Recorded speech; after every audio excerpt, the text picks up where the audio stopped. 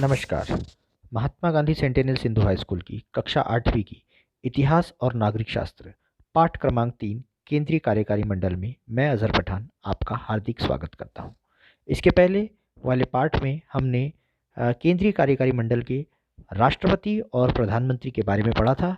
आज हम उन्हीं के तीसरा रूप यानी कि मंत्रिमंडल, आज हम मंत्रिमंडल के बारे में पढ़ेंगे कि संसद जो है वो मंत्रिमंडल पर किस प्रकार नियंत्रण रखती है। कल हमने प्रधानमंत्री और उनके मंत्रिमंडल के बारे में पढ़ा था। अब हम देखेंगे कि इन दोनों के ऊपर में यानी कि प्रधानमंत्री और मंत्रिमंडल पर जो नियंत्रण रखने का काम करती है वो करती है संसद। कानून और नीतियों को अमल में लाने के लिए संसद जो है वह सर्वोपरि है, यानी कि संसद में जब तक बहुमत नहीं मिलेगा तब तक मंत्रिमंडल अपना कार्य नहीं कर सकता। तो अब हम देखेंगे कि संसद मंत्रिमंडल पर किस प्रकार से नियंत्रण रखती है। तो उसका सबसे पहले है चर्चा और विचार विमर्श के द्वारा संसद मंत्रिमंडल पर नियंत्रण रखती है। कानून बनाते समय संसद सदस्य चर्चा और विचार विमर्श करके मंत्रिमंडल को उनकी नीतियों और कानून में निहित कमियां दिखाते हैं। कानून को निर्दोष बनाने की दृष्टि से यह चर्चा बहुत महत्वपूर्ण होती है। मतलब मंत्रिमंडल कोई भी कानून नहीं बना सकते। सबसे पहले उसे संसद के सदस्यों के साथ चर्चा करना पड़ेगा।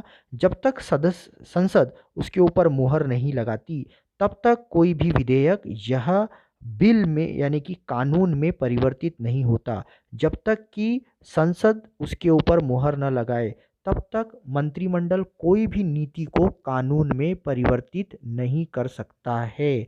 तो संसद इस तरीके से मंत्रिमंडल पर नियंत्रण रखती है। अब हम देखेंगे दूसरा कि किस तरीके से संसद मंत्रिमंडल पर नियंत्रण रखती है। पहला हमने देखा चर्चा और विचार विमर्श। अब हम चर्चा और विचार विमर्श के अलावा देखेंगे कि दूसरा जो मुख्य प्रकार है वो क्या है।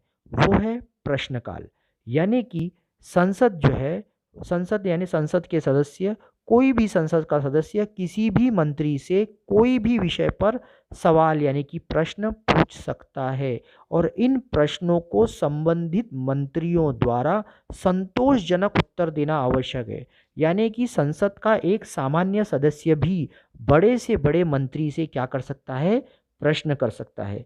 तो ये उसका एक प्रश्नकाल होता है, क्वेश्चन आवर जिसको बोलते हैं। उसमें संसद के सदस्य मंत्रियों से सवाल करते हैं।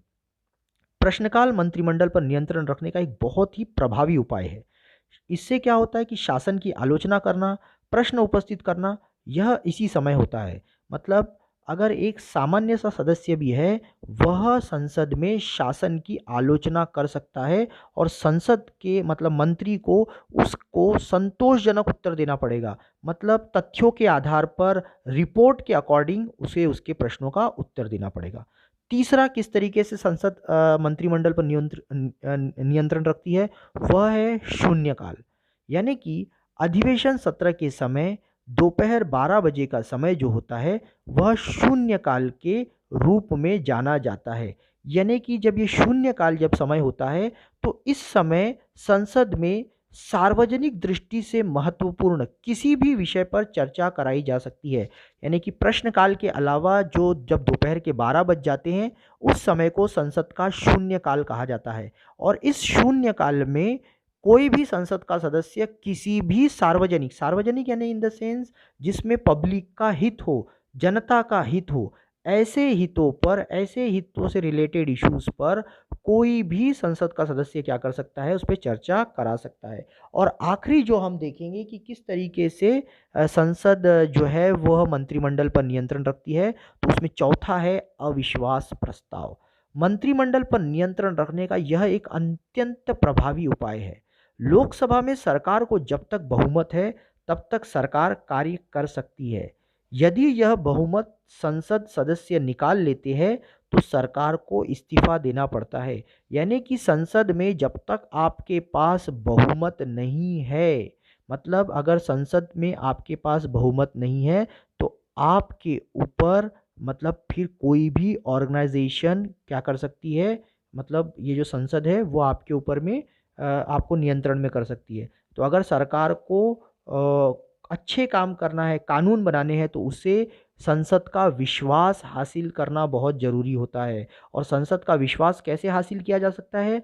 जब तक संसद में वोटिंग कराई जाए और यदि वोटिंग में आपको बहुमत से वोटिंग मिलती है, जैसे फॉर एग्ज़ाम्पल अभी लोकसभा में 543 सदस्य है, तो यदि 272 आ जाती है तो इसका मतलब आप विश्वास हासिल कर लेते हो। इस तरीके से हम लोग यहाँ पे पाठ को ख़त्म करते हैं।